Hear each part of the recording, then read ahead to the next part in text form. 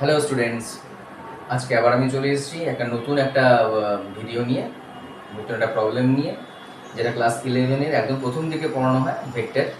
ভেক্টরেরই একটা কনসেপ্ট নিয়ে। দেখো, আমার নাম তোমরা জানো, আমার নাম কৌশিক সাহা, এবং এই সমস্ত ভিডিওগুলো তোমরা পেয়ে যাবে ফিজিক্স স্কুল ইউটিউব চ্যানেলে। ঠিক, দেখো প্রবলেমটা কি বলছে, যে দুটো ভেক্টর এ এবং B, they are parallel to each other. তাহলে বলছে এখানে আননোন যে ল্যামডা দেওয়া আছে সেই ভ্যালুটা কত। দুটো ভেক্টর প্যারালাল, এখানে প্যারালাল কথাটা বলাও আছে প্রবলেমের মধ্যে, কিন্তু আমি একটু কথা বলি। এই একটা এ ভেক্টর আর এই বি ভেক্টর, দুটো ভেক্টরের ম্যাগনিটিউড সেম নয়, কিন্তু তাদের ডিরেকশনটা একই দিকে। এরা শুধু প্যারালাল কিন্তু ইকুয়াল নয়। আর আরেকটা টার্ম হতে পারে, সেটা হচ্ছে anti parallel.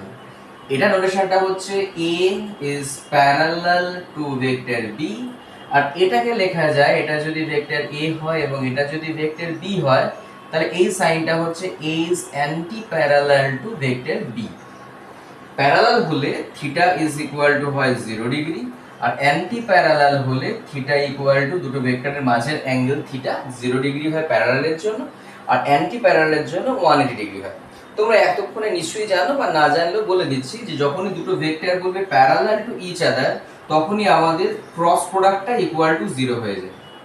A cross B equal to 0। কেন? A cross B equal to কি জানি, mod of vector A into mod of vector B into sine of theta একটা এন ক্যাপ।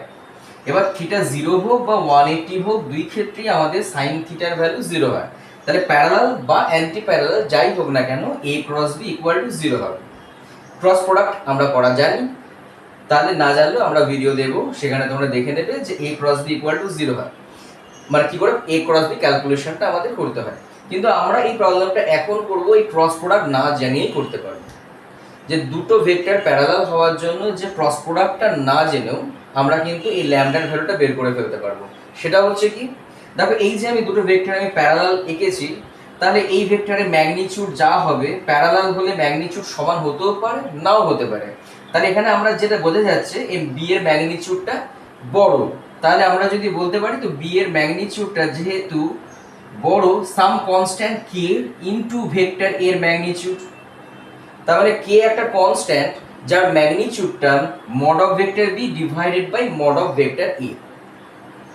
এখানেও আমরা সেই একই লজিকে বলতে পারি যে এ ভেক্টরের যে আই এর কোএফিসিয়েন্ট আছে আর যে বি ভেক্টরের যে আই এর কোএফিসিয়েন্ট আছে, এই প্রত্যেকটা আই জে কে এদের কোএফিসিয়েন্ট গুলো যদি ইকুয়াল হয় বা কোএফিসিয়েন্ট গুলো যদি পজিটিভ হয়, তাহলে বলবো এ প্যারালাল বি, আর কোএফিসিয়েন্ট গুলো যদি নেগেটিভ হয়, তাহলে বলবো এ অ্যান্টি প্যারালাল বি।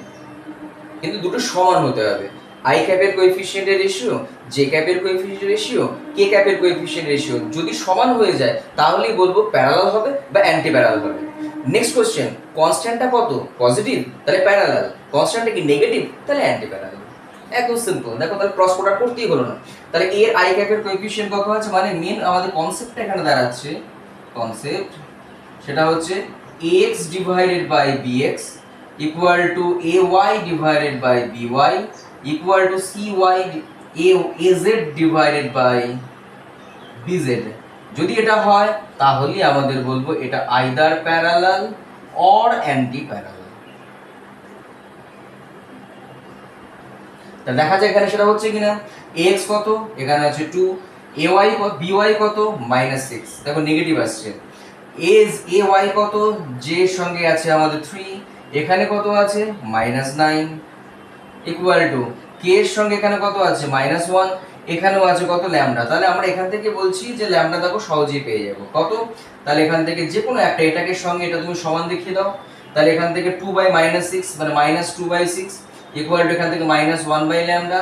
তাহলে মাইনাস মাইনাস কেটে গেল, এখান থেকে 2 দিয়ে কাটলে 3। তাহলে এখান থেকে সহজেই পেয়ে যাচ্ছি আমাদের ল্যামডা ইজ ইকুয়াল টু 3। তাহলে আমাদের প্রবলেমটা কিন্তু এখানে সলভ হয়ে গেছে। এটি find the value of lambda. তো ল্যামডা ইজ ইকুয়াল টু আমরা এখানে পেয়ে যাচ্ছি, ল্যামডার ভ্যালু হচ্ছে আমাদের 3। এবার নেক্সট কোশ্চেন, তাহলে স্যার এই যে কোএফিসিয়েন্ট রেশিও গুলো এখানে তো নেগেটিভ আছে দেখতে পাচ্ছি, 2 বাই -6 মানে রেশিও -1/3, 3 বাই -9 কোএফিসিয়েন্ট রেশিও হচ্ছে -1/3।